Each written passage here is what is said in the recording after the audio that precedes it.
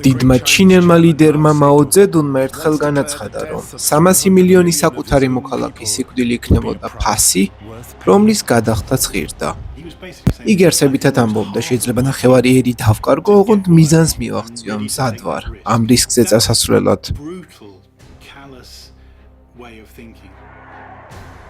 ეს იყო სასტიკი და უნმობელი მიდგომა, ცივი, ცინიკური აზროვნება, რომელიც საბოლოოდ გადაიქცა დაუნდობელ პოლიტიკურ რეჟიმის საფუძვლად მაოს სულგულო მმართველობამ ათეულობით მილიონი ადამიანი შეეწირა.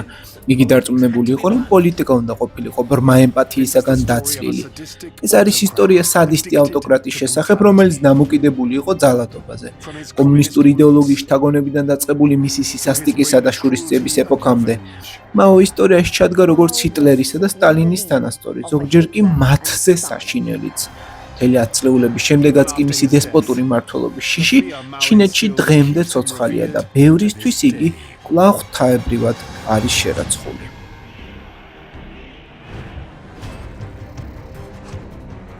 ისტორიის პლატფორმა წარმოგიდგენთ. მე-20 საუკუნეში მოღვაწე დიქტატორთა ისტორიებს სერიალში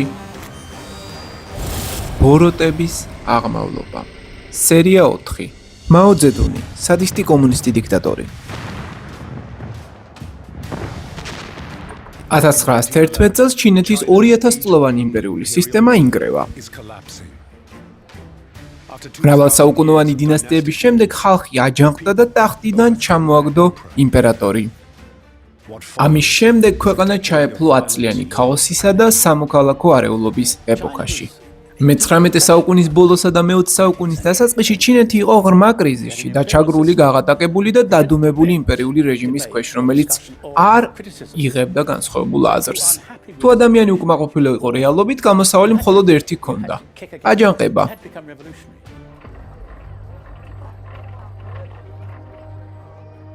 იმპერიის ნანგრევებიდან დაიბადა ორი მტრული იდეოლოგია.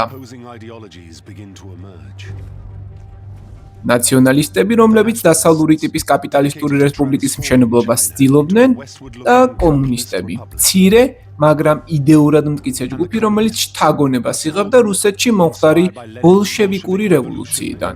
ორივე მხარე აცხადებდა, რომ მათ მხარეს იყვნენ ჩინეთის 600 მილიონი გლეხი, რომლებიც ფეოდალურ სიღატაკეში ცხოვრობდნენ, მაგრამ ეს იდეოლოგიური დაპირისპირება გადაიზარდა სისხლიან სამოქალაქო ომში, რომელმაც 2 ათწლეულის განმავლობაში ქვეყანა გაანადგურა.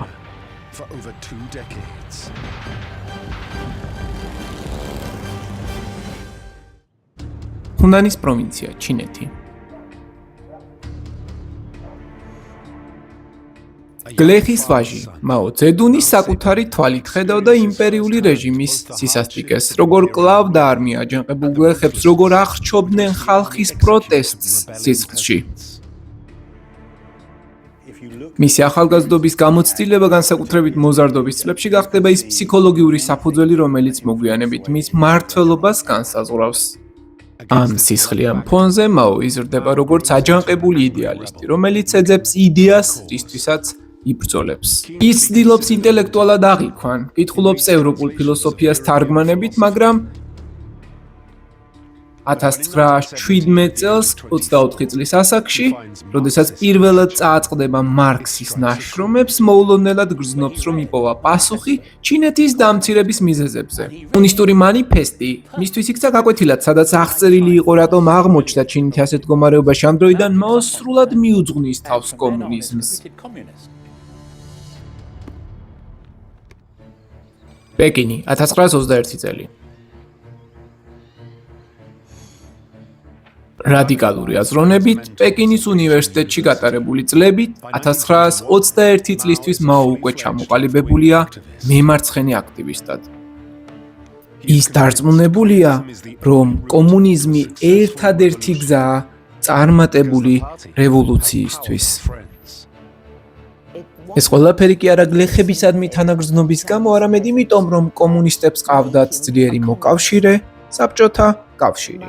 მაო კარგად ხედავდა, რომ რუსეთის მიზანი იყო ჩინეთის კომუნისტების ხელისუფლებაში მოყვანა. და ამიტომ 1922 წელს პარტიის დაარსებიდან მხოლოდ 1 წლის შემდეგ იგი უერთდება ჩინეთის კომუნისტურ პარტიას. მოსახლეობის უმცირეს ნაწილს, მაგრამ ძლიერი იდეოლოგიური რწმენით. ის უკვე დარწმუნებულია, რომ მხოლოდ ასეთი სისასტიკით შეიძლება ძალაუფლების მოპოვება და რომ გამარჯვებულ მხარეზე უნდა იდგეს.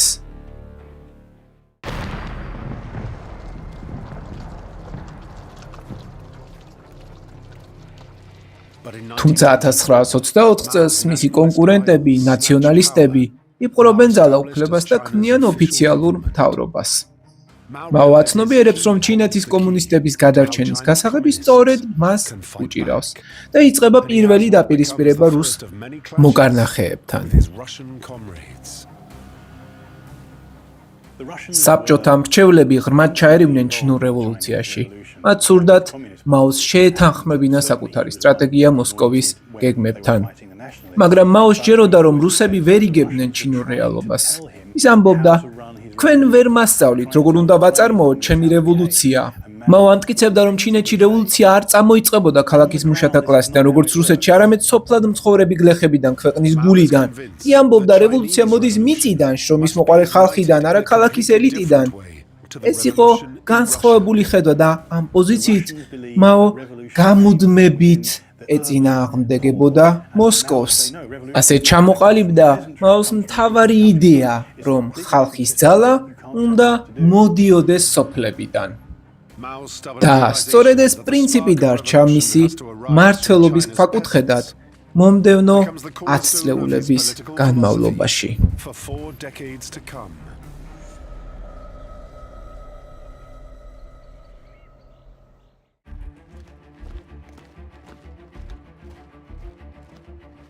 მომდევნო რამდენიმე წლის განმავლობაში, მაშინ როდესაც კომუნისტები საკუთარი რიგების გაფართოებასა და პოლიტიკური გავლენის გაძლიერებაზე იყვნენ ორიენტირებულნი, მაოს მთავარი ყურადღება პარტიულ იერარქიაში დაწინაურებისკენ მიემართა.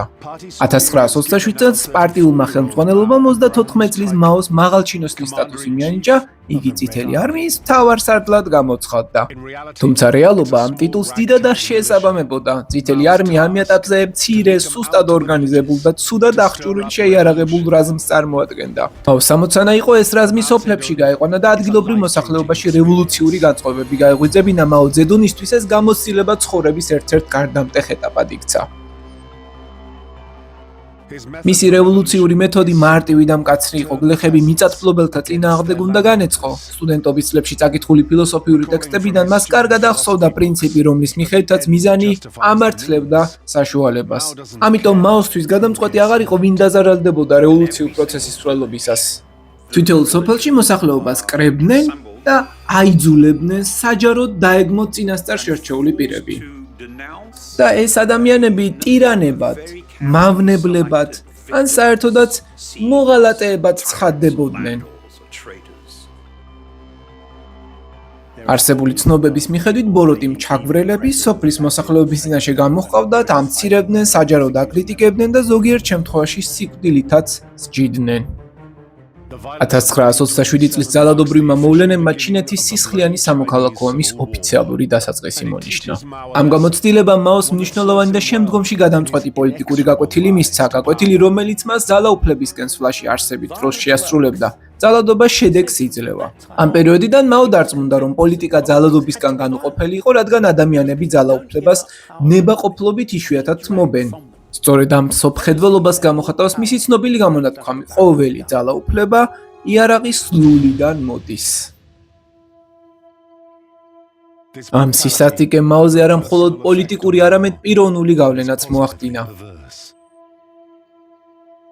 როდესაც იგი სოფლებში დადიოდა და ძალადობისა თუ სასტიკი ანგარიშწორების სცენებს საკუთარი თვალით ხედავდა, როგორც თავად აღნიშნავდა, შინაგანად შეიცვალა. მან იგრძნო ერთგვარი ექსტაზი. ეს სიტყვა თავად მაომ გამოიყენა. ისევე თქმით, ეს იყო განცდა, რომელიც მას მანამდე არასოდეს განეცადა. ძალადობის მიმართ მისი დამოკიდებულება თანდათან უფრო მძიმე და შემაშფოთებელ ხასიათს იზენდა და მაოსთვის ძალადობა მხოლოდ პოლიტიკური საშუალება აღარ იყო, იგი მისთვის ძალაუფლების განცდის წყაროდ იქცა და ეს მხოლოდ დასაწყისი იყო. ჩინეთის კომუნისტური პარტიის შიგნით მაოს ორგანიზატორული უნარები და იდეოლოგიური სიმტკიცე მალევე შეამჩნიეს. მისი კარიერა სწრაფად განვითარდა, თუმცა იგი უშუალოდ სამხედრო ფრონტის წინახაზე არ იმყოფებოდა. არმიის სამხედრო ხელმძღვანელობა ძირითადად სხვების ხელში რჩებოდა. მაო კი უფრო მეტად პოლიტიკურ და იდეოლოგიურ როლს იძენდა. მას პოლიტიკური კომისრის ფუნქცია დაეკისრა. კომისარი იყო პარტიული, ზედამხედველი და იდეოლოგიური კონტროლის განმახორციელებელი პირი, რომელსაც პარტიის წევრებსა და მებრძოლებში სწორი აზროვნების დამკვიდრება ევალებოდა. ამ პოზიციამ მაოს კიდევ ერთი მნიშვნელოვანი გაკვეთილი ასწავლა ადამიანთა აზროვნებაზე კონტროლი უზარმაზარ პოლიტიკურ ძალაუფლებას ქმნის. ამავე პერიოდში უკვე იკვეთებოდა მისი პიროვნების კულტის პირველი ნიშნებიც. პარტიის შიგნით სულ უფრო ხშირად საუბრობდნენ მაო ძედუნის აზროვნებაზე, ხოლო თავად მაოს კომუნისტური პარტიის ერთგვარ ფილოსოფიურ და იდეოლოგიურ ავტორიტეტად აღიქვამდნენ. მაომ თანდათან საკუთარ თავს კომუნისტური მოძღვრების მთავარი განმარტებლისა და უმაღლესი ავტორიტეტის როლი მიანიჭა. ეს პოზიცია მისთვის განსაკუთრებით მნიშვნელოვანი აღმოჩნდა. სწორედ ამ იდეოლოგიურ ავტორიტეტს დაერყნა იგი ძალაუფლებისკენ მიმავალ გზაზე და ოსტატურად გამოიყენა იგი საკუთარი პოლიტიკური უპირატესობის გასამყარებლად. მისი აღმასვლა კიდევ უფრო დააჩქარა იმ გარემოებამ, რომ ჩინეთში არსებული პოლიტიკური ქაოსით გარე ძალებმაც დაიწყეს სარგებლობა. მანჯურია 1931 წელი. 1931 წელს ჩინეთის ძველი მეტოქი იაპონია ქვეყანაში შეიჭრა. იაპონურმა ძალებმა ჩინეთის ჩრდილოეთით მდებარე ვრცელი პროვინცია მანჯურია მთლიანად დაიკავეს. ჩინეთის ნაციონალისტურმა ხელისუფლებამ წინააღმდეგობა გაუწია, თუმცა ეს საკმარისი არ აღმოჩნდა. ცხადი ხდებოდა, რომ იაპონიის სრულმასშტაბიანი შეჭრა მხოლოდ დროის საკითხი იყო. ქვეყანაში შექმნილი ქაოსით კომუნისტებმა სარგებლობას სცადეს და ნაციონალისტური ხელისუფლების დამხობა შეეცადნენ, თუმცა უშედეგოდ. მაოს სახელი განსაკუთრებით გამოიკვეთა ერთწლიანი უკანდახევის დროს, რომლის მიზანიც ნაციონალისტური არმიისგან თავის დაღწევა იყო. ეს მოვლენა ისტორიაში 1935 წლის ეგრეთ წოდებული დიდი ლაშქრობის სახელით შევიდა. მსხვერპლის რაოდენობა იზრდებოდა, ხოლო მაო თანდათან თითქმის ერთადერთ გადარჩენილ და გავლენიან ლიდერად რჩებოდა. მაო უპირველეს ყოვლისა გადარჩა. ყოველ ჯერზე, როდესაც უფრო ერთგული კომუნისტები პარტიული ხელმძღვანელობის მითითებას ემორჩილებოდნენ და იღუპებოდნენ, მაო კიდევ ერთი საფეხურით მაღლა ადიოდა ძალაუფლების კიბეზე. ამგვარად 42 წლის ასაკში ძალადობის სტრატეგიული გამოყენებით აზროვნებაზე კონტროლის მექანიზმისა და გარკვეული იღბლის წყალობით მაო ძედუნმა თავის მიზანს მიაღწია, იგი ჩინეთის კომუნისტური პარტიის ლიდერად დაინიშნა და ეს იყო თანამდებობა, საიდანაც მას უკვე შეეძლო საკუთარი მთავარი გეგმის განხორციელება, მთელი ჩინეთის მმართველად ქცევა. China.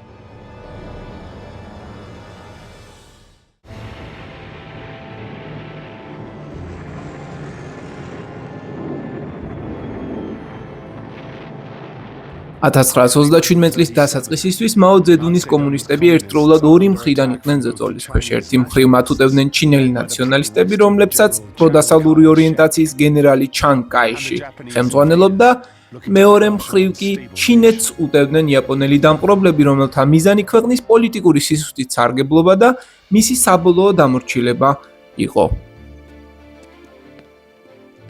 ჩინეთის კომუნისტური პარტიის ახლად აღიარებულ ლიდერად ქცევის შემდეგ მაო ძედუნმა თავისი ბაზა იანანში მოაწყო. იანანი მთებში მდებარე დაბომბილი და სამოქალაქო ომით განადგურებული ქალაქი იყო.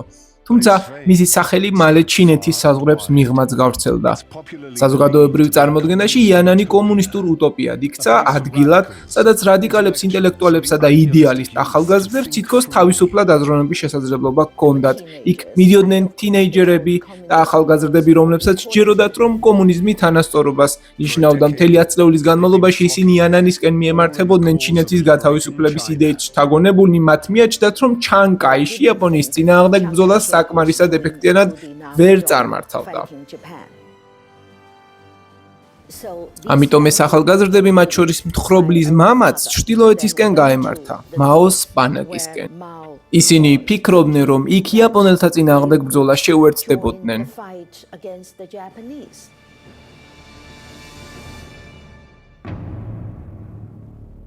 თუმცა მაოს მათთვის სულ სხვა გეგმა ჰქონდა.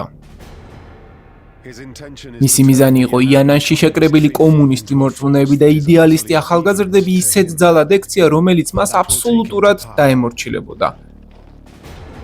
სწორედ ეს ძალა უნდა გამختარიყო მისი მთავარი საყრდენი ხელისუფლებისკენ მიმავალ გზაზე. მაო იაპონიის შეჭრასა და ომს არა მხოლოდ ეროვნულ ტრაგედიად, არამედ პოლიტიკურ შესაძლებლობადაც აღიქვამდა.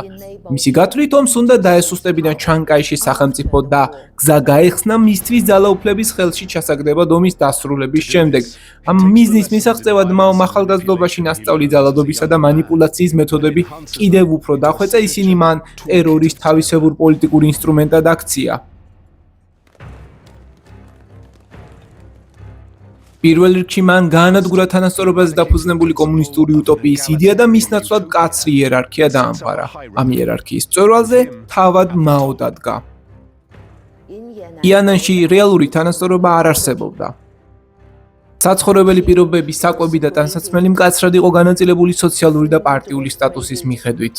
მაშინ, როდესაც რიგითი წევრები შეზღუდულ პირობებში ცხოვრობდნენ, მაოს შეეძლო ჩაეცვა მაღალი ხარისხის ბამბის ქსოვლისგან დამზადებული ტანსაცმელი, რომელიც ნაციონალისტების მიერ კონტროლებადი ტერიტორიებიდან შემოჰქონდათ. ამის შემდეგ მაომ კიდევ უფრო გაამკაცრა კონტროლი იანანში მყოფ ადამიანებზე და თანდათან შექმნა სისტემა, სადაც ერთგულებაში იდეოლოგიური მორჩილება ერთმანეთთან განუყოფლად იყო დაკავშირებული.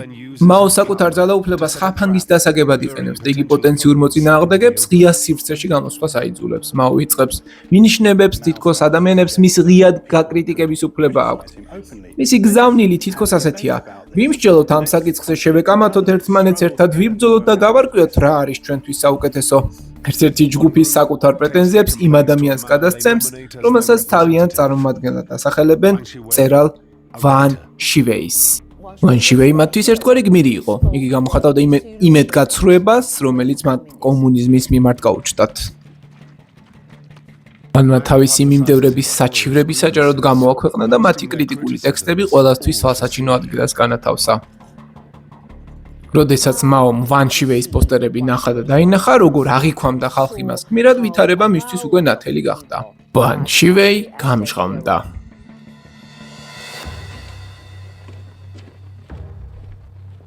ამ მომენტიდან მაო მოქმედებაზე გადადის და პრაქტიკაში ახორციელებს საკუთარ რწმენას. ძალაუფლება ძალადობით მიიღწევა.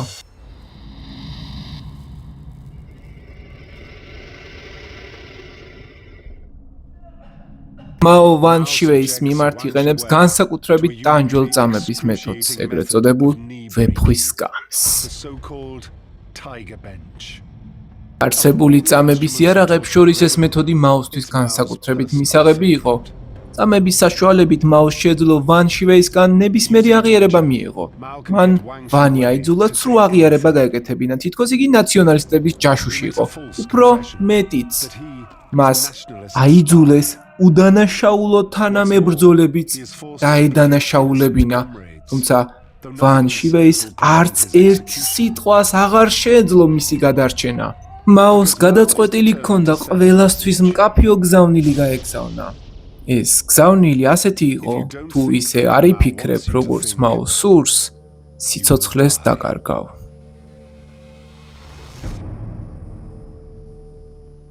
ვან შივეი მაოს რეპრესიულმა აპარატმა მოკლა.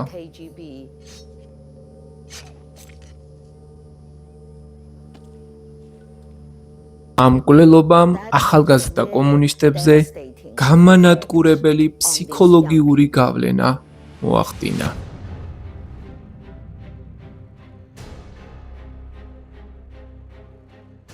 მაო მალე წამების კამპანიას აფართოვებს და ტერორს უკვე პარტიის რიგებშიც ავრცელებს.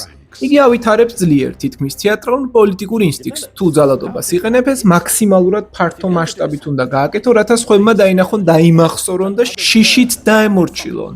მისთვის ტერორი მხოლოდ სასჯელი არ იყო, იგი გამაფრთხილებელი მაგალითის შექმნის საშუალებად იქცა, თუმცა მაო ფრთხილობდა, რომ პირადად მას არ დასფროდა ხელები, იგი როგორც წესი ჩრდილში რჩებოდა.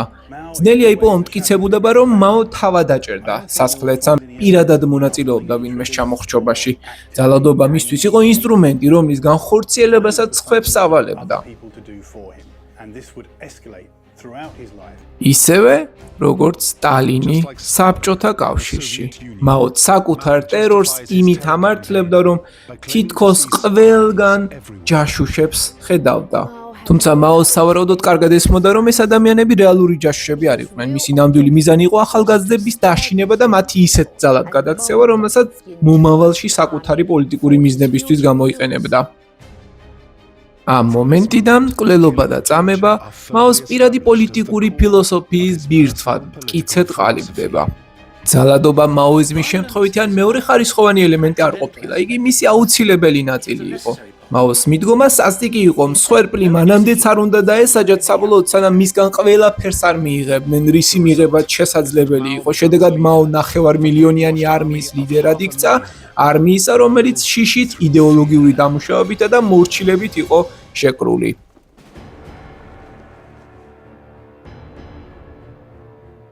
1945 წლისთვის ჩინეთი უკვე 8 წლის განმავლობაში იაპონიის სამხედრო ზეწოლის ქვეშ იმყოფებოდა, მილიონობით ადამიანი უსახლკაროდ იყო დარჩენილი. ჩინეთი უკიდურესად დასუსტებული იყო და რევოლუციისთვის ნიადაგი მომწიფებული იყო. ხოლო მაოსთვის უკვე მოქმედების დრო დადგა. იგი იანანის თებიდან ჩამოდის, ხოლო მისი არმია სწრაფად იზრდება და 3 მილიონამდე მებრძოლს აღწევს. ამ ძალას უკვე ხელში უჭირავს სამხედრო ტექნიკა, რომელიც კომუნისტმა მოკავშირემ სტალინმა მიაწოდა. 1959 წლისთვის ნაციონალისტებს აღარ ყოფნიდათ არც საზოგადოებრივი მხარდაჭერა და არც ბრძოლის გაგრძელების ნება. მათი ლიდერი გენერალი ჩანგ კაიში თანამდებობას ტოვებს.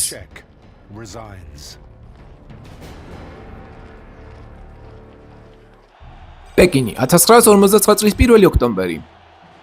რამდენიმე დღეში მაო ძედუნი აცხადებს, რომ იგი 600 მილიონი ადამიანის უზენაესი ლიდერია.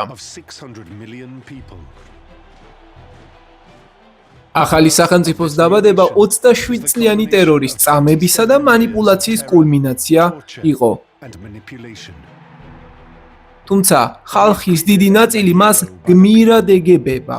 მაო იმ პერიოდში რიგით ჩინელებში ნამდვილად პოპულარული იყო. ამის მიზეზი ის იყო, რომ მან გლეხთა რევოლუციას უხელმძღვანელა საუკუნოვანი ჩაგვრის წინააღმდეგ ბრძოლა სიმბოლურად დაასრულა და იაპონური ოკუპაციისა და ნაციონალისტური ხელისუფლების ფონზე თავი ეროვნულ ხსნელად წარმოაჩინა. მისი გზავნილი ასეთი იყო: ჩვენ როგორც ხალხი ფეხზე წამოვდექით და ახლა შეგვეძლია საკუთარი სამყარო თავად შევქმნათ. თუმცა ჩინელი ხალხი ჯერ ვერ აცნობიერებდა, რომ მაოს მმართველობის ქვეშ ყველაზე ბნელი დღეები ჯერ კიდევ წინ იყო.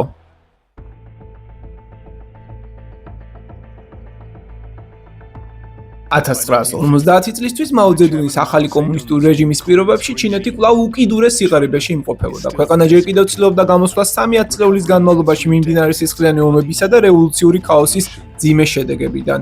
როგორც უზენაესი ლიდერი, მაო აცხადებდა, რომ მასშტაბური ინდუსტრიალიზაცია იყო მთავარი გზა, რომელიც ჩინეთს ეკონომიკურ სახელმწიფოდ გადააქცევდა. მისი მიზანი იყო ქვეყნის გარდაქმნა სწრაფად, თითქმის ერთ ღამეში ადამიანური მსხვერპლის მიუხედავად. მაო ამ გეგმას დიდი ნახტომის სახელით აცნობს მოსახლეობას.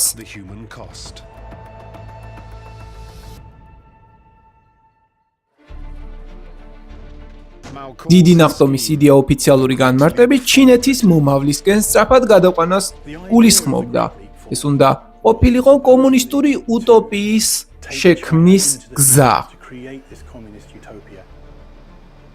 მაოს ჩანაფიქრით ამ მიზნის მიღწევა მხოლოდ 15 წელიწადში უნდა მომხდარიყო. გეგმის მიხედვით ჩინეთს მზა ქარხნები საბჭოთა მოკავშირეებისგან უნდა შეეძინა, ხოლო მათი საფასური ჩინელი გლეხების მიერ მოყვანილი მარცვლეულით გადაეხადა. მაოს ეს ოცნება ჩინეთის სრულად დაპყრობამდეც ჰქონდა. ამ ოცნების განსახორციელებლად მას უზარმაზარი რაოდენობით ბირთვული ტექნოლოგიებისა და შესაბამისი აღჭურვილობის შეძენა სჭირდებოდა. ასევე საჭირო იყო სარაკეტო ტექნოლოგიების სამხედრო აღჭურვილობა და მთლიანი სამხედრო სამრეწველო კომპლექსის განვითარება. თავმჯდომარე მაოს ეჭვი არ ეპარებოდა, რომ მისი ხედვა ჩინეთის სწრაფ აღმასვლას, დიდ სიმდიდრესა და გლობალურ გავლენას მოუტანდა. ამ ახალი ჩინეთის სათავეში კი თავად მაო უნდა მდგარიყო, თუმცა მთელი ეს გეგმა ერთ მთავარ პირობას ეფუძნებოდა, ყველას ზუსტად ისე უნდა ემოქმედა, როგორც უბრძანებდნენ. მაო პირველ ნაბიჯად სოფლებში კერძო საქმიანობას კრძალავს. ამიერიდან მარცვლეულის თითოეული მარცვალიც კი სახელმწიფოს საკუთრებად ცხადდება. მოსავალი პირდაპირ მინდვრებიდან სახელმწიფო ბეღლებში მიაქვთ. კერძო ბაზარი და კერძო ვაჭრობა უქმდება. შემდეგ მაო გლეხებს პირად საკუთრებას ართმევს და მათ უზარმაზარ კოლექტიურ მეურნეობებში ცხოვრებასა და მუშაობას ავალდებულებს. კოლექტივიზაცია არსებითად ადამიანებისგან მათი უმცირესი კერძო საკუთრების ჩამორთმევას ნიშნავდა. სახლები კონფისკაციას ექვემდებარებოდა. სამუშაო იარაღები, ქვაბები, ტაფები, საოჯახო ნივთები და ყოველდღიური მოხმარების საგნები კოლექტიურ საკუთრებად ცხადდებოდა. ირუტყვის კოლექტივიზაციის ქვეშ მოექცა. მაო ამ კოლექტიურ მეურნეობებისთვის წარმოუდგენლად მაღალ საწარმოო გეგმებს ადგენს. გლეხებს ეუბნებიან, რომ თუ დაწესებულ ნორმებს ვერ შეასრულებენ, საკვების ულუფებს ვერ მიიღებენ. სიტყვასიტყვით რომ ითქვას, ადამიანები, რომლებიც შრომას ვერ შეძლებდნენ, შიმშილისთვის იყვნენ განწირული. ამ კატეგორიაში შედიოდნენ ბავშვები, ორსული ქალები, მოხუცები და ყველა ის ადამიანი, ვისაც ფიზიკურად მუშაობა აღარ შეეძლო. ისინი საკვების მიწოდების სისტემიდან გარიყულნი აღმოჩნდნენ და დიდი დრო არ დასჭიროებია, რომ ვითარება კონტროლიდან გამოსულიყო. შიმშილისგან დასუსტებული ადამიანები სულ უფრო უძლურნი ხდებოდნენ და მუშაობის უნარს კარგავდნენ. ამიტომ, ნაცვლად იმისა, რომ ქვეყანას დიდი ნახტომი განეხორციელებინა, ჩინეთი საყოველთაო კატასტროფის წინაშე აღმოჩნდა. სურსათის წარმოების კოლაფსმა მთელი ქვეყნის მასშტაბით მილიონობით ადამიანი შიმშილით დახოცა.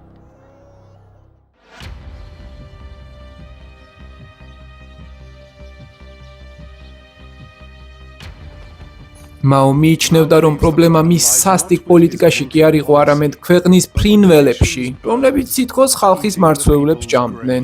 ამიტომ მან ბრძანება გამოსცა ჩინელ ხალხს ქვეყანაში არსებული ყველა ბეღურის განადგურება დაევალა.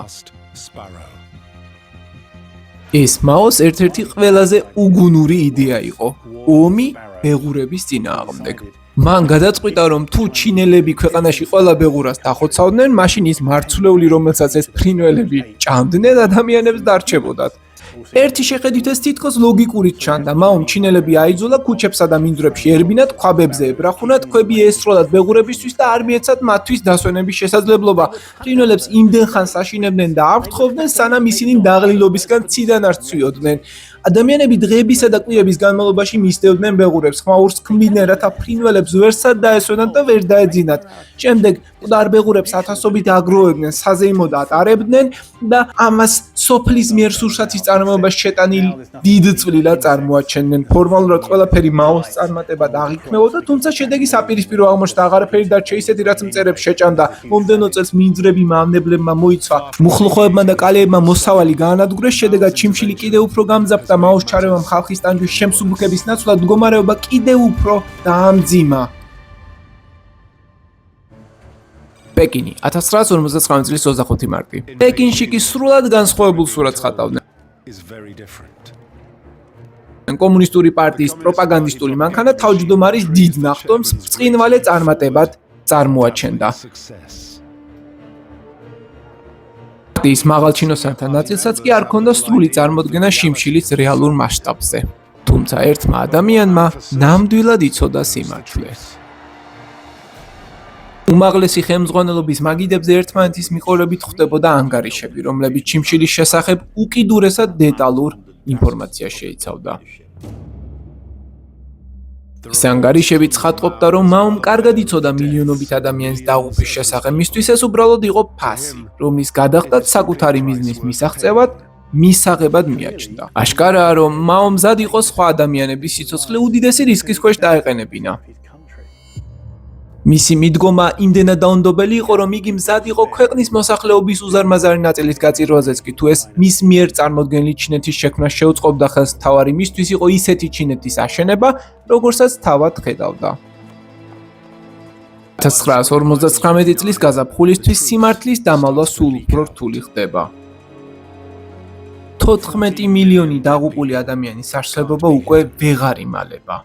თუმცა შიმშილის შეჩერების ნაცვლად მაო გეგმავს თავისი დიდი ნახტომი წინ კიდევ უფრო გააფართოვოს.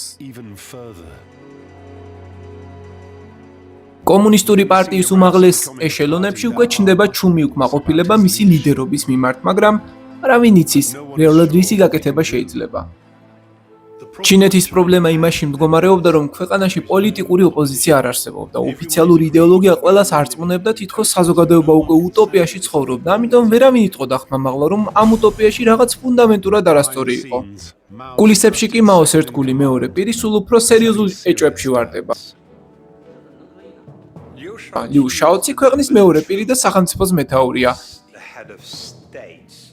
იგი საჯაროდ მტკიცედ დგას თავმჯდომარე მაოს გვერდით, თუმცა შიმშილის მასშტაბი მას ღრმად შეწრავს. Liu Shaoqi გადაწყვეტს წარმოუდგენელი ნაბიჯი გადადგას და უზენაეს ლიდერს დაუპირისპირდეს. ეს განსაკუთრებული პირადი სიმამაცის გადაწყვეტილება იყო.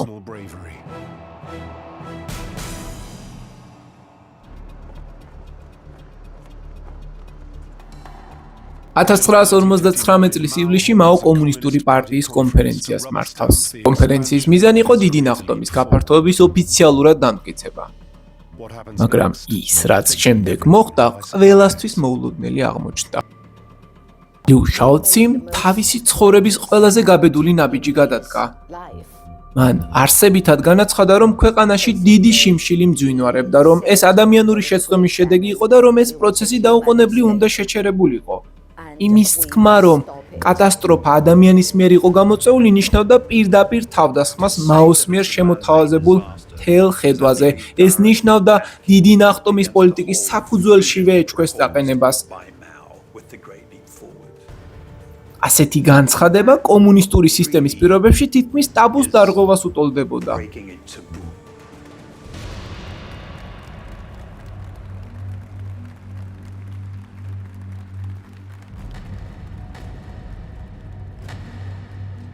აი, მაოსთვის კი ეს საბოლოო ღალატი იყო. მაო განრისხდა, რადგან ვერ იტანდა, როდესაც ვინმე მასზე ჭკვიანად მორალურად მაღლა მდგომად ჩნდებოდა. იმ მომენტიდან თავმჯდომარე უკიდურესად ეჭვიანი გახდა. მას ეჩვენება, რომ იპოვა ადამიანი, რომელსაც მისი მემკვიდრეობისა და რეპუტაციის განადგურება შეუძლია. მაო შეეძლო მოკავშირე ერთ წამში ტრადიქცია.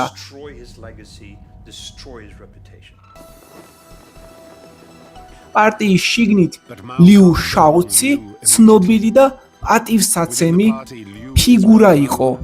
ამიტომ მაო იძულებული იყო ფრთხილად და ნელა ემოქმედა. ის საკმარისად გონიერი იყო იმისთვის, რომ სცოდნოდა Liu Shaoqi ჯერ კიდევ შეიძლებოდა სასარგებლო ადმინისტრატორად გამოეყენებინა.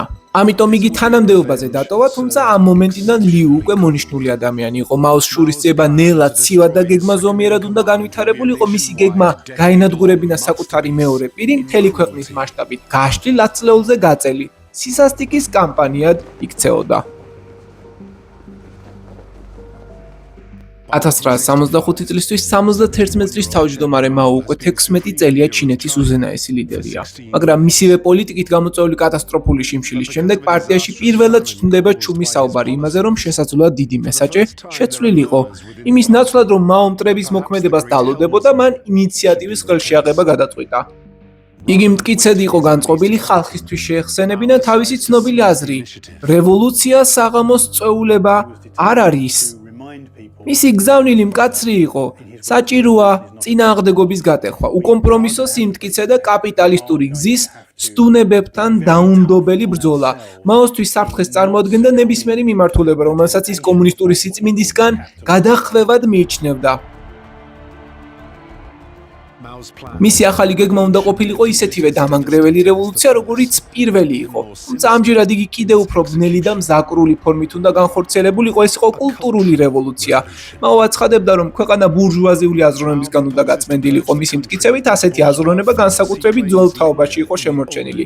ისევე როგორც იანანში, მაო სურდა, რომ 600 მილიონ ჩინელს ჭეშმარიტი კომუნისტური აზროვნების წესით ეცხოვრა და კვლავ მხოლოდ თვითონ უნდა განესაზღვრა თუ რას ნიშნავდა ადამიანებისთვის ეს სწორი აზროვნების ფორმა.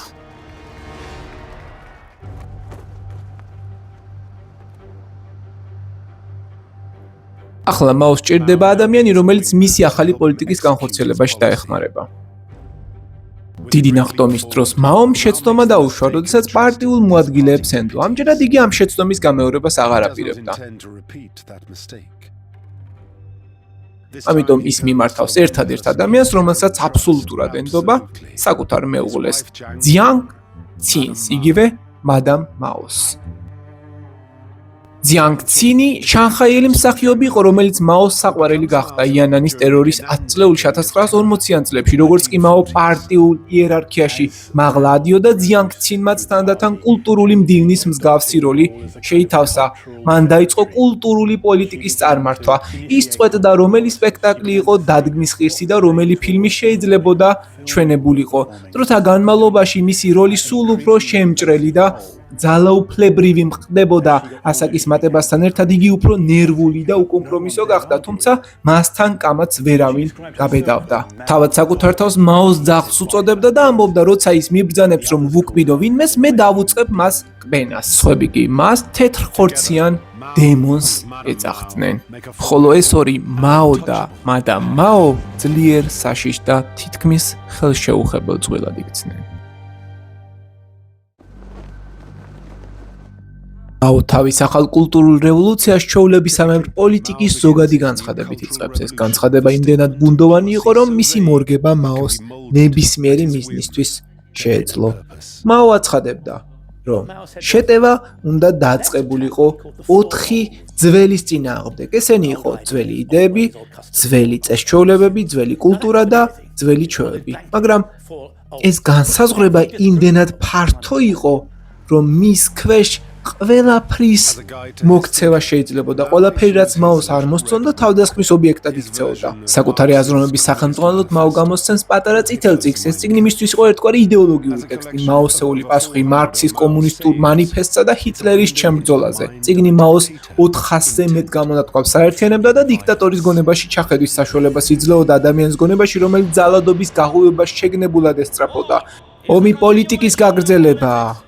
ომი ბრძოლის უმაღლესი ფორმაა. ჩვენი ვალია ხალხის ორგანიზება. იქ, სადაც ცოცხი ვერ აღწევს მტვერი, თავისით არ გაქრება. მაღლა ავწიოთ დროშა და წინ გავემართოთ იმ გზაზე, რომელიც ჩვენი სისხლით არის შეღებილი.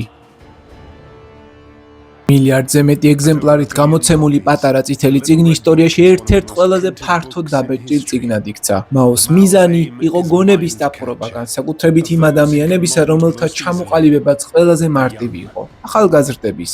ეს განსაკუთრებულ მნიშვნელობას მოგვიანებით იძენს, როდესაც მთელი თაობა მაო ძედუნის აზრებზე აღიზრდება.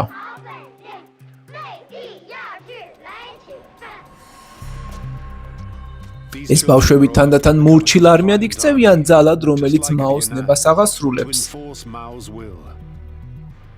ეს ძალა ისტორიაში მისი სახელგანთქმული და შიშის მომგვრელი წითელი გვარდიელების სახელით შევა.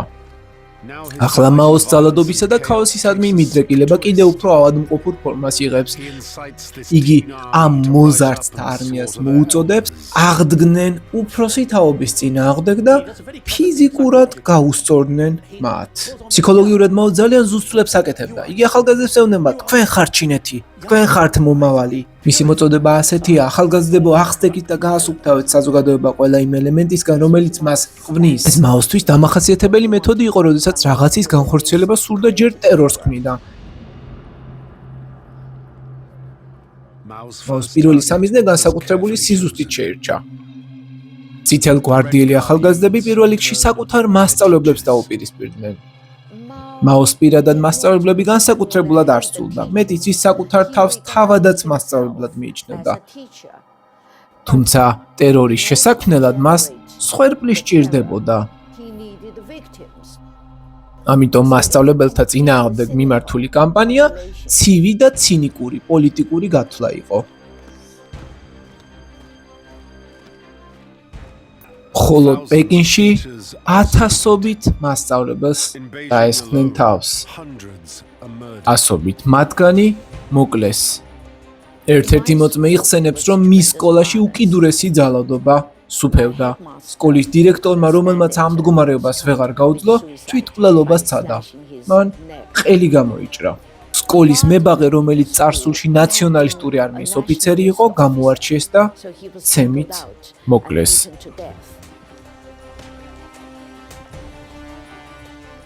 წითელი გვარდიელების რიგები მილიონამდე გაიზარდა. ისინი ქვეყნის მასშტაბით უკონტროლოდ მოქმედებდნენ, ანადგურებდნენ, ძარცვავდნენ, სცემდნენ და კლავდნენ. მალე აღარაფერი დარჩა ხელშეუხებელი. ჩინეთი კულტურულ უდაბნოდ იქცა. ხელოვნება, წიგნები, მუსიკა, ყველაფერი, რასაც დასავლური კულტურის თუნდაც სუსტი კვალი ეტყობოდა, იკრძალებოდა ან ნადგურდებოდა. თუმცა მაოს ნამდვილი სამიზნე მხოლოდ ახლა იწყებდა გამოჩენას. პეკინი, 1967 წლის სექტემბერი. 1967 წლის შემოდგომაზე მაო თავის წითელ გვარდიელებს უბრძანებს ტერორის კამპანია კომუნისტურ პარტიაში, მის მოწინააღმდეგეებზეც გაავრცელონ. ეს მაოსთვის ანგარიშჭორების გზა იყო. გამოიყენებოდა ქირურგიული მეტაფორა, თითქოს სხეულის გადასარჩენა და აუცილებელი იყო სიმსივნის ამოჭრა. ამ წარმოდგენით პოლიტიკური სხეულის განკურნებისთვის ძალადობა აუცილებელ საშუალებად ცხადდებოდა. ძალადობა აქ მხოლოდ მიზნის მისაღწევი გზა არ იყო, იგი რევოლუციური ვითარების აუცილებელ პირობად იქცა. ასობით 1000 პარტიული მოხელე შრომით ბანაკში გაგზავნეს. ნაწილი თვითკვლევებამდე მიიყვანეს, ნაწილი დააპატიმრეს, ნაწილი კი უბრალოდ მოკლეს. ისინი ხშირად იყვნენ ადამიანები, რომლებსაც წარსულში მაოს დიდი ნახტომის პოლიტიკის მიმართ ეჭვი ან კრიტიკა გამოუხატავთ. მხოლოდ ახლა შეეძლო მაოს თავის მთავარ სამიზნეზე გადასულიყო. ის იყო მისი მეორე პირი ლიუ შაოცი. ადამიანი, რომელმაც ერთხელ გაბედა და მაოს დაუპირისპირდა, ახლა ყველაზე წარმოუდგენლად სასტიკი გზით უნდა დასჯილიყო.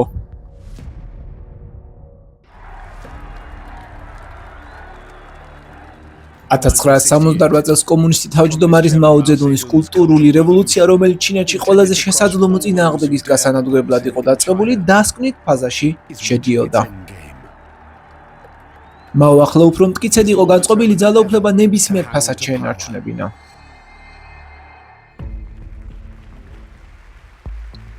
თუმცა მას სჯეროდა, რომ მის გზაზე ერთი ადამიანი იდგა. მაოს დიდი ხნის განმავლობაში ანიჭებდა სადისტურ სიამოვნებას ადამიანებისთვის ტკივილისა და დამცირების მიყენება. ახლა იგი თავის ერთგული მოადგილის ლიუ შაოცის ბედს გეგმავდა. მაგრამ რადგან ლიუ კომუნისტურ პარტიაში პოპულარული იყო, მაოს ჯერ მისი ავტორიტეტის განადგურება სჭირდებოდა. მაო ვერ შეძლებდა ღიად ეთქვათ ნამდვილი მიზეზი თუ რატომ სწულდა ლიუ შაოცი. ასეთ შემთხვევაში მის მიმართ თანაგრძნობა გაჩნდებოდა. ამიტომ საჭირო გახდა სხვადასხვა ბრალდების გამოგონება. თითქოს ლიუ მოღალატე იყო, თითქოს მან პარტიას უღალატა და სხვა მსგავსი ბრალდებები. სახელმწიფო პროპაგანდის მანქანა მყისიერად ამოქმედდა.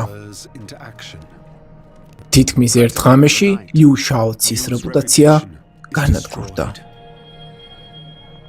შემდეგ დადგა საჯარო დამცირების ეტაპი. ლიუ როგორც მანამდე მისი ასობით თანამებრძოლი საჯაროდ დაადანაშაულეს და ფიზიკური ძალადობის ობიექტად აქციეს.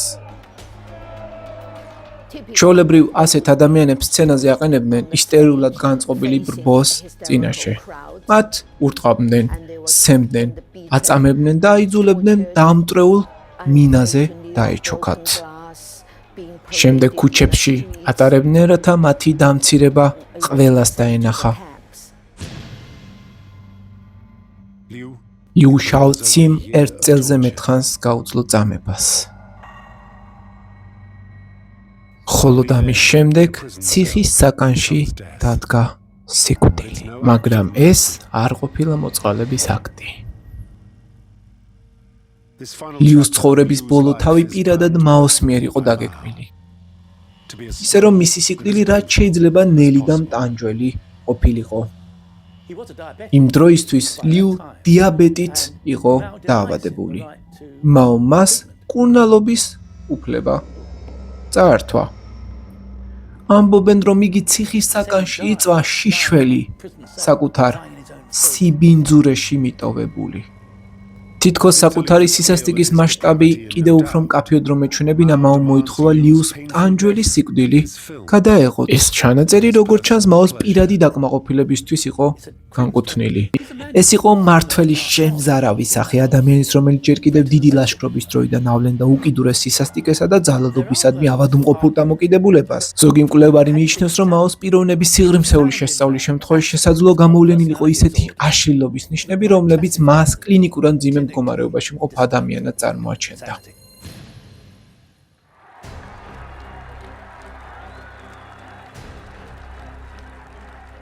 მაოს კულტურული რევოლუცია, რომელიც რეალური და წარმოსახვეთი მოწინააღმდეგეების წინააღმდეგ შურისძიების მიზნით დაიწყო, მთლიანობაში 10 წელს გაგრძელდა.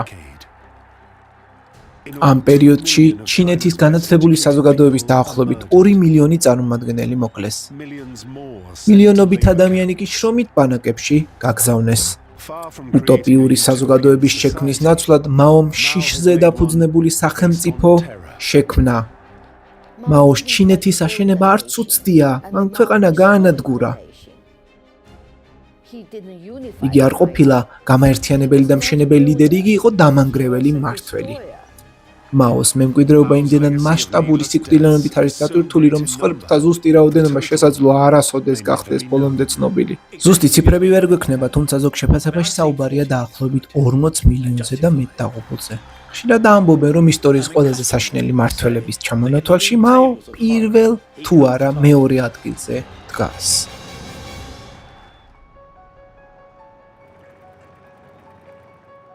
1970-იანი წლების დასაწყისში, როდესაც მაო 80 წლის იუბილეს უახლოვდებოდა, მისი ჯანმრთელობა გაუარესებას იწყებს. 1972 წელს იგი რიჩარდ ნიქსონს შეხვდა, მოგვიანებით კი სხვა უცხოელ ლიდერებსაც. ამ შეხვედრების მონაწილეთა თქმით, მაო ჯერ კიდევ ცნობიერად და ფხიზლად გამოიყურებოდა, საუბარი უჭირდა, თუმცა ესმოდა ნათქვამი და თარჯიმნების დახმარებით პასუხის გაცემაც შეეძლო, თუმცა ეს უნარი თანდათან სუსტდებოდა.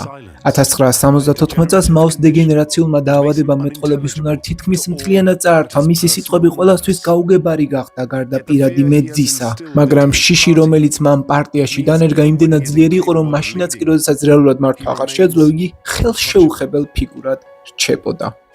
ბოლო 2 წლის განმავლობაში მან მეტყოლების უნარი დაკარგა და მხოლოდ გაურკვეველ ხმებს გამოსცემდა, თუმცა სანამ მაო ცოცხალი იყო, მის წინააღმდეგ ნაბიჯის გადადგმას ვერავინ პედავდა.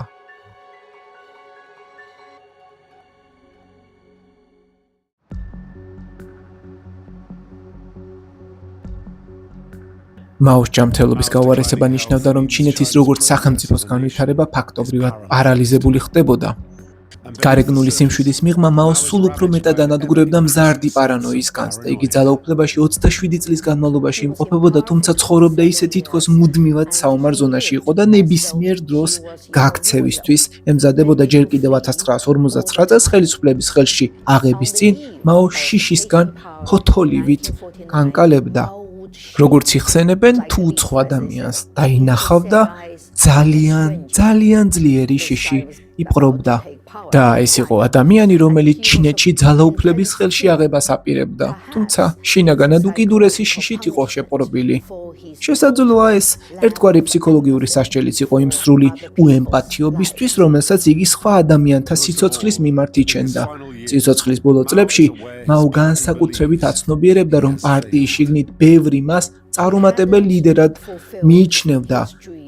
მან ვერ შეასრულა თავისი მთავარი ოცნება, ვერ აქცია ჩინეთი ისეთი სამხედროზე სახელმწიფოდ, რომელიც მსოფლიოს დომინირებას შეძლებდა, ამიტომ მაო თავს კმაყოფილად არ გრძნობდა. იგი სავსე იყო საკუთარი თავისადმი სიბრალულით. მისი განცდები არ უკავშირდებოდა იმ ტრაგედიას, რომელიც მან ჩინელ ხალხს მოუტანა. იგი არ გლოვობდა იმ ათეულობით მილიონ ადამიანს, რომლებიც მშვიდობიანობის პერიოდში მისი პოლიტიკური ოცნების განხორციელების მცდელობის შედეგად დაიღუპნენ.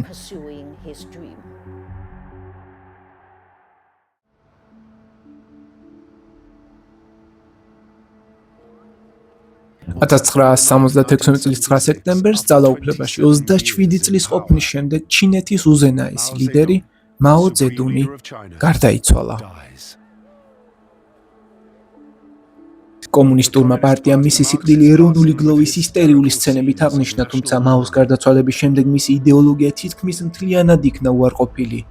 ბევრი ადამიანი, ვინც მან წარსულში დააპატიმრა ან დევნა განიცადა, მოგვიანებით ჩინეთის მომავალი ლიდერი გახდა. მიუხედავად იმისა, რომ მაო იყო სასტიკი დესპოტი და ძალადობისკენ მიდრეკილი მმართველი, რომლის მასშტაბიც ხშირად სტალინსა და ჰიტლერსაც უტოლდება, მისი პორტრეტი დღესაც ყველგან ჩანს. ამის ერთ-ერთი მიზეზი ის არის, რომ მაოს რეალური დანაშაულების სრულად აღიარება თავად კომუნისტური პარტიის მმართველობის საფუძვლებს შეარყევდა. მეორე მხრივ კი, კარგით თუ ცუდით, მაო ძედუნი თანამედროვე ჩინეთის ერთ-ერთ მთავარ დამფუძნებელ ფიგურად რჩება. სერიალს ახმოვანებდა ისტორიკოსი შალვა მინდაძე. სერიალს წარმოგიდგენთ ისტორიის პლატფორმა. სერია მეოთხე. მაო ძედუნი, სადისტი დიქტატორი. მეტი საინტერესო ვიდეოსთვის არ დაგავიწყდეს არხის გამოწერა.